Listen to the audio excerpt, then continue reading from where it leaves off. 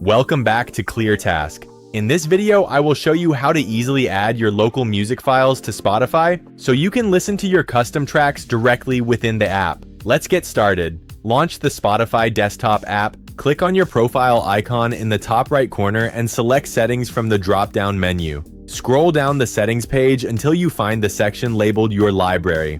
Look for the option that says Show Local Files and toggle the switch to turn it on. It will turn green once enabled. Directly underneath, you will see a section called Show Songs From. Click the Add a Source button. A file browser window will open. Navigate to the folder on your computer where your music files are stored. Select it and click OK. Now, let's find your imported music. Go to your library on the left sidebar or open your playlists. You will see a newly generated folder called Local Files. Click on it, and all your custom tracks will be ready to play or add to your other playlists. And that's it. If you found this tutorial helpful, please leave a like and subscribe to ClearTask for more straightforward guides. Thanks for watching.